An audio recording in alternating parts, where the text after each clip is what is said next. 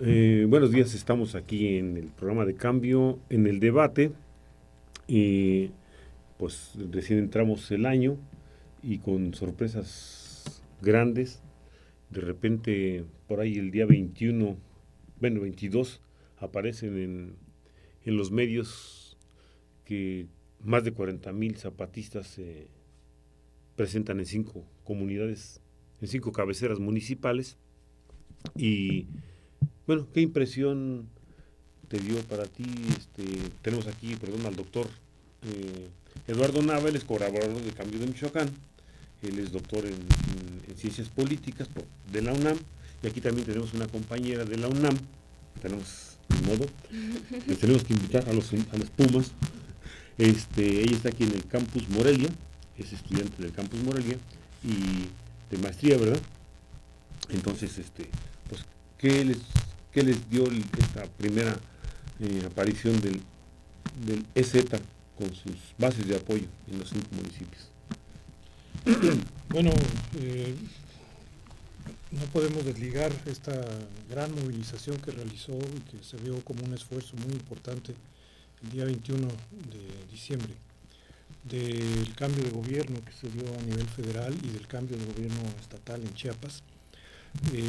Es un llamado de atención a los nuevos gobernantes acerca de la presencia del propio EZ, que estuvo pues replegado la mayor parte del sexenio pasado, pero que ahora nos muestra, no por ello dejó de fortalecerse, tuvo sí una especie de receso en los medios nacionales, pero que aprovechó sin duda para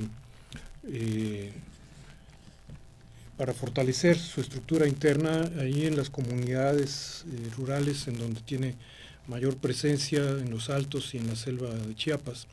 Algo que llama la atención de esta movilización es que a pesar de que casi todos marcharon con pasamontañas, era visible que muchos de ellos eran jóvenes y que hay una incorporación de una nueva generación a la movilización de estas comunidades. Muchos de ellos seguramente no habían nacido el 1 de enero de 1994 o eran muy pequeños y ahora se están incorporando ya a esta movilización. Pero decía, se trata sobre todo de una toma de posición frente al nuevo gobierno de Enrique Peña Nieto a nivel federal y de este joven Velasco, que es el gobernador de Chiapas, que pues no ha tenido hasta ahora contacto directo con el zapatismo bajo ninguna de sus modalidades y que pues es necesario, yo creo que fue como obligar al gobierno federal y al gobierno estatal a tomar nota de esta presencia y lo hicieron en una fecha pues simbólica, sobre todo para los pueblos mayas, el cambio de era en el calendario maya, pues cuando el resto del país estábamos incluso a nivel mundial, ¿no?, con chistes y hablando del fin del mundo y de otras cosas semejantes. Muchos muy en serio, ¿eh? Muchos muy en serio. No quiero pensar que eso haya sido tanto así, pero bueno, muchos lo tomábamos a broma y de pronto irrumpe esto, ¿no?, que ellos simplemente, el primer comunicado que emite Marcos ese mismo día, simplemente dice, se derrumba un mundo, no especifica cuál, pero es el resurgimiento de otro mundo, ¿no?, otra era. Tampoco dice exactamente cuál, simplemente habla de ustedes y nosotros, pero sobre todo cuando dice ustedes no queda muy claro a quién se está refiriendo. Y bueno, unos días después, desde luego la conmemoración del 1 de enero por parte del Ejército Zapatista también va cargada de una serie de mensajes, sobre todo los 3 comunicados que emite en esa fecha la Comandancia General del Ejército Zapatista, que comentaríamos. Bueno, entonces, más detenidamente. Sol, ¿qué nos dices de esto? Yo creo que el 21 de diciembre, esta marcha masiva de zapatistas fue más que nada una demostración de fuerza. Aquí estamos y, como dice Eduardo, poner frente a este gobierno entrante, tanto estatal como federal. Y algo también que me parece muy importante es que en las filas se las encabezaban los jóvenes y las jóvenes zapatistas, pues producto y resultado de esta misma lucha, ¿no? Algo muy interesante es que, a diferencia de los que nos formamos en la educación oficial, todos estos jóvenes se formaron en el sistema autónomo zapatista, ¿no? Entonces, desde chiquitos, pues están conscientes y claros de su historia y su rol histórico, y ahí están, ¿no? Tanto en la marcha como en las comisiones zapatistas, etcétera. Entonces, este 21 de diciembre salieron a decirnos que si escuchamos, y pues la pregunta es tanto para esta mesa como para los que nos estén escuchando, pues si escuchamos ese llamado, ese segundo ya basta, por ejemplo, ¿no? O como dicen, la fecha cuando todo el país estábamos conmocionados con el regreso del PRI, salen los zapatistas y sin decir nada nos dicen que hay esperanza y que hay que luchar y que hay que organizarnos mucho más, ¿no? Que si queremos ser parte de ese mundo que se derrumba o atrevernos a construir algo distinto, por ejemplo, ¿no? Con esta nueva pues fecha y era que yo creo que todos estamos hartos del actual, ¿no? Y tenemos ganas de cambiar. Y bueno, hay que recordar también que el 22 de diciembre del 97 fue la masacre de Acteal. O sea, también ellos salen prácticamente coincidiendo con esa, ¿no? Y también en uno de los comunicados hablan muy directamente con relación a Emilio Schoffer, que era el secretario de Gobernación en aquel entonces. Y bueno, ese es cuando dice sí los conocemos, ¿no? Sí. Sí, hay antecedentes, ¿no? El primero de los 3 comunicados del 1 de enero se refiere precisamente a ese hecho, los antecedentes de los gobiernos priistas, lo que han hecho no solo en Chiapas, sino a nivel nacional, y cómo pues hay formas o estilos de gobierno que se han hecho muy significativas del priismo y muy características. Y pues lo que les dice Marcos es que no se olvida eso tampoco, y que todos esos antecedentes de los gobiernos priistas están presentes, incluso con las mismas personas, en el actual gobierno federal de Enrique Peña Nieto. Nuevamente es un mensaje dirigido pues a la opinión pública en general, pero que puede ser captado particularmente por las nuevas generaciones, que no les tocó vivir tan directamente bajo ese régimen priista que fue suspendido hace 12 años, ¿no? Y ahora regresa al poder. No solamente el PRI, ¿verdad? O sea, no va dirigido en general el primero de los comunicados sí, iba dirigido a los priistas. Y en el otro se refiere a toda la clase política, ¿no? Pero particularmente como que es una despedida al gobierno de Felipe Calderón, un poquito extemporánea ya, porque se da varios días después de que Calderón ha dejado el poder, bueno, un mes después, pero al dirigirse ahí al comisionado para la paz en Chiapas, que no tuvo prácticamente ningún papel, fue una figura meramente simbólica durante los 6 años de gobierno de Vicente Fox y luego también en los de Felipe Calderón, le dice a través de él pues que también el panismo no cumplió con los compromisos que el Estado mexicano, no el PRI ni el PAN, sino el Estado mexicano había asumido frente a los pueblos indígenas, y cómo esta figura meramente decorativa del comisionado para la paz pues no contribuyó durante los 12 años de gobiernos panistas en lo absoluto a construir una paz duradera y mucho menos con justicia y dignidad.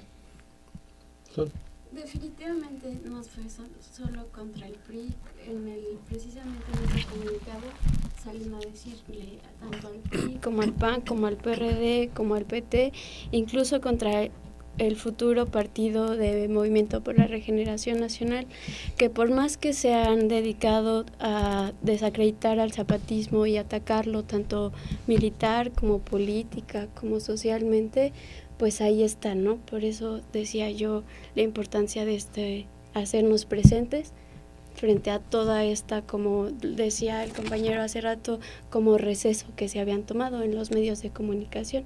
Pues yo no sé si esa fue tanto decisión nuestra, decisión de ellos, ¿no? Más bien fue como toda una estrategia para hacernos creer a todo mundo que los zapatistas ya no existían prácticamente, mientras precisamente estaban fortaleciendo el trabajo interno, ¿no? Que se deja ver ahora y en todo lo que están viviendo actualmente y han creado, como las juntas de buen gobierno, los municipios autónomos.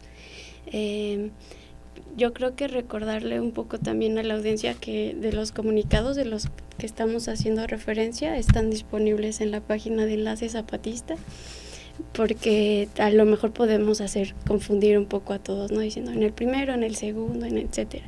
Estamos hablando de 4, el primero es el que se presentó en la marcha del 21 de diciembre y los otros en los últimos días de diciembre, ¿no? Del 2012. Bueno, nos vamos a un corte y regresamos y acordamos más o menos aquí comentar el último comunicado que nos parece el más relevante.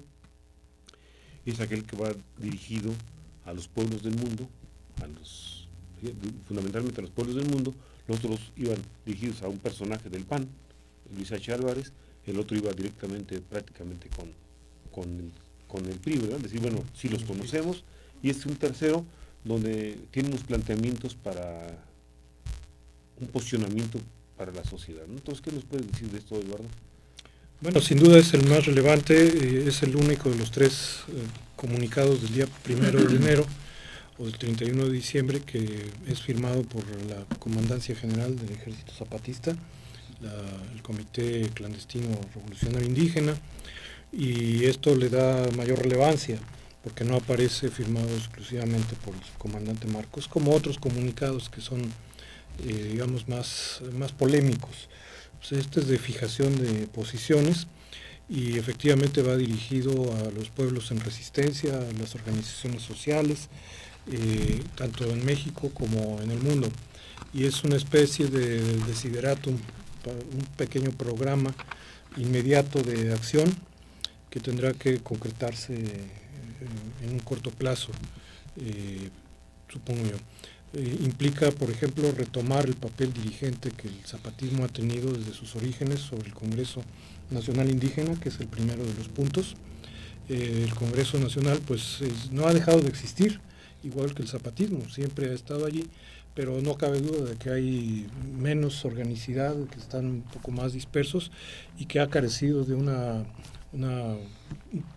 posición más protagónica en el último periodo, a pesar de que desde luego el eje de articulación de este Congreso Nacional Indígena como la principal organización de los pueblos indígenas del país, siempre fue la bandera de los acuerdos de San Andrés. La exigencia al gobierno de Peña Nieto de transformar estos acuerdos de San Andrés en ley y en disposiciones constitucionales es otro de los puntos que están incluidos en este documento.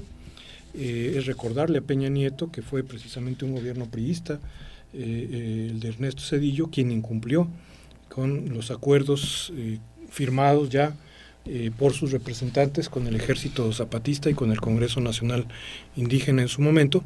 Anuncia también en este comunicado... Yo quisiera hacer una precisión ahora aquí. Es que tú hablabas de la dirigencia del EZ. Sí. Y aquí dice...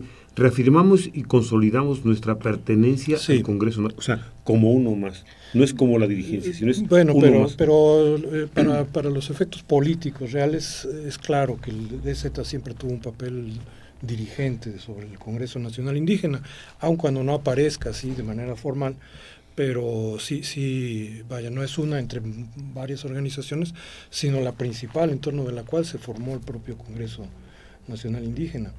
Hablo más en términos políticos que en términos de la formalidad. ¿Tú qué nos dices de eso?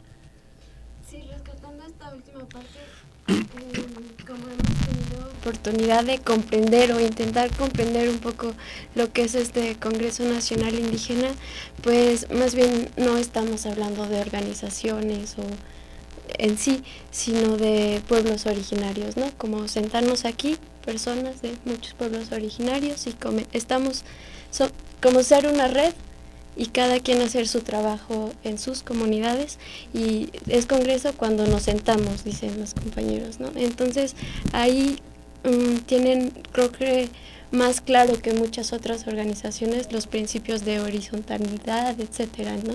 Entonces yo dudaría un poco de esta última parte de dirigencia, etcétera.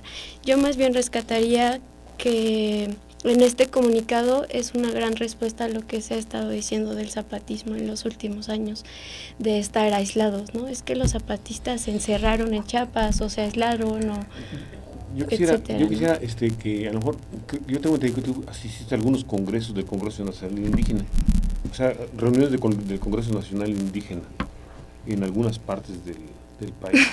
¿Cómo han sido esos? ¿Hay presencia del EZ? Por ejemplo, en Bicam o en Oaxaca, que ha habido, o aquí con los Wixárikas, ¿no? Creo que tengo entendido que tú fuiste a algunos de esos y...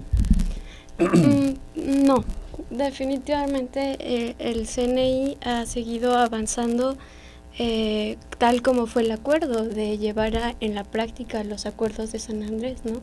Las luchas indígenas en todo el país siguen, ¿no? Del norte con los Kumeyaay en Baja California al sur con los Icots en San Mateo del Mar, ¿no? Todos los pueblos luchando contra el despojo de sus territorios, que ya sea que quieren comercializar el aire, el agua, todo, ¿no? Todos los recursos. Entonces, yo creo que la lucha indígena y la resistencia está ahí per sí, y por eso rescato lo que decía, de que la importancia de este comunicado, de volvernos a juntar, a organizar mejor, no significa que si no haya estado el CNI tampoco en un rol protagónico, que yo creo que ese de entrada no fue su objetivo, ¿no? Bueno, retomando nuevamente Sí. lo anterior, a mí yo creo que sí es muy importante, que creo que el eje central de este comunicado es, uno, es el cumplimiento de los acuerdos de San Andrés. Claro. Por supuesto que es el cumplimiento de los acuerdos de San Andrés. Entonces, inclusive el mismo gobernador de Chiapas dijo que había que hacerlo. Algunos legisladores de los diferentes partidos habían dicho que también es necesario que se establezcan los acuerdos de San Andrés, y lo raro era que había algunos dirigentes, algunos legisladores del PRD que decían que no. Y bueno, pues no es raro, o sea, nuestro exgobernador, don Lázaro Cárdenas fue uno Batel, fue uno de los que votó votó en contra de los en acuerdos de contra. San Andrés, ¿no? Aunque Entonces, después se arrepintió y dijo que se autocriticó más de una vez, pero bueno, lo hecho ya estaba, ¿no? y con respecto a lo demás, Eduardo, ¿qué otra cosa te llama la atención dentro de los 6? Bueno, el hecho de que ahora convocan también a nuevas organizaciones, se alude probablemente a organizaciones de nuevo corte, como el Movimiento Yo Soy 132, como el propio Movimiento por la Paz con Justicia y Dignidad, que siempre ha estado relativamente cerca del zapatismo, por la presencia allí sobre todo de Javier Sicilia, quien ha sido, pues sí, simpatizante, diría yo, del zapatismo desde el surgimiento de este.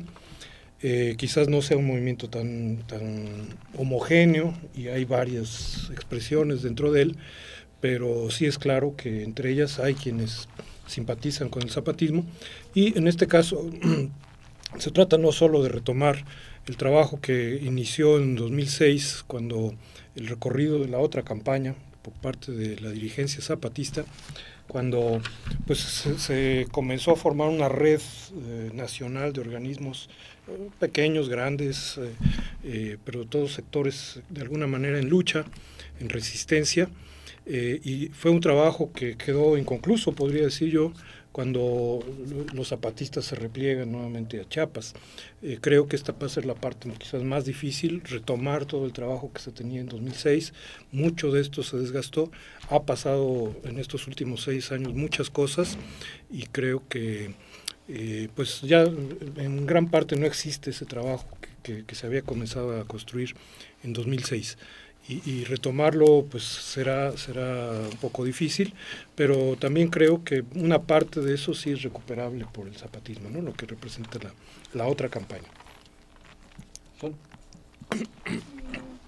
mí me pareció muy importante El punto en el que le dice al pueblo mexicano que se organiza en formas de lucha electoral y resiste, que le dice si van a seguir viendo a los zapatistas como unos enemigos o rivales en quienes descargar su frustración por los fraudes que ha habido en los últimos sexenios, o al final nos vamos a dar cuenta de que somos parte de una misma lucha y que podemos aliarnos, ¿no? Entonces ahí le hace una pregunta a este movimiento, o a estas múltiples organizaciones que van todavía por la izquierda institucional. Le dice, bueno, nos vas a ver como nuestros enemigos y vas a seguir estando del lado del agresor y de nuestro perseguidor, o vamos a apostarle a otra forma de hacer política, que es lo que rescataba yo de esta propuesta de como ciudadanos imaginarnos algo completamente distinto, ¿no? Fuera de la lucha fuera de la izquierda electoral institucional, ¿no? Que le dice precisamente en alguna parte si le vamos a apostar al 2018 o aceptamos que la lucha electoral está de por sí perdida, ¿no? Que no va por ahí. Este punto que menciona Sol me parece sin duda el más polémico, el que más puede levantar ámpula en la discusión entre las izquierdas, precisamente porque va dirigido contra un sector de estas izquierdas. Y ese es el punto. ¿Hasta dónde es necesario una expresión electoral? El hecho es que durante estos 6 años creció en términos numéricos la votación por las izquierdas. La candidatura de López Obrador en 2012 fue mayor que en 2006 y en términos absolutos. Aunque claro, no se pudo revertir los elementos de fraude movilizados por el PRI a partir de una gran cantidad de recursos económicos y en hechos que pueden ser perfectamente catalogables como delictivos. Pero el hecho es que están ahí las izquierdas electorales. Y yo creo que también hacer un señalamiento general de que todos los que están en el proceso electoral han considerado al EZ como su enemigo o un adversario, un rival al menos, me parece una generalización también bastante abusiva, quizás muy simplificadora. Yo creo que la inmensa mayoría de quienes votan por la izquierda o simpatizan o se movilizan con las izquierdas electorales, pues no ven en el EZ un enemigo, ven al adversario en los partidos de la derecha, no en el EZ, y menos cuando el EZ estaba pues bastante fuera de la política. ¿Qué opinas de...? Yo me refería a las cúpulas. Bueno, es que... Como que este comunicado, que es lo que quería rescatar yo, es Sí. hacia el pueblo, hacia la gente abajo, que no necesariamente hay un sector, es un ¿no? enemigo, ¿no? Desde luego de las burocracias de izquierda que están enquistadas en estos partidos electorales, incluso los dirigen en gran medida, y bueno, ahí está la prueba, ¿no? El hecho de que Zambrano haya firmado el pacto por México con Calderón, con Peña Nieto, y en el momento en que se estaban llenando las cárceles de presos políticos, el día 2 de diciembre, es lo más simbólico que yo puedo encontrar de la descomposición de un partido como el PRD, que acudió sumisamente. Yo quería preguntarte en ese sentido, porque los últimos 2 gobiernos chapanecos son perredistas, fueron perredistas, y golpearon a los zapatismo. Sí, como yo creo que ahí va dirigido. Va en ese sentido. Sí. Y vemos el de Guerrero también. Un gobierno represivo. Pero completamente contra las clases populares. Entonces no era un gobierno del PRD. Y lo otro es, por ejemplo, el Congreso de Atenco, el Congreso de los diputados del Estado de México del PRD, fueron los que votaron de acuerdo con la represión de Atenco, ¿no? O sea, aquí los 3 partidos se ligaron. O sea, el PRI estatal, el municipal del PRD y el federal del PAN. En la represión Atenco, yo creo que es ahí donde va dirigido. Sí. 6 años después, 2 cosas quedan claras. Ellos no los necesitan para fracasar, ¿no? Para fracasar.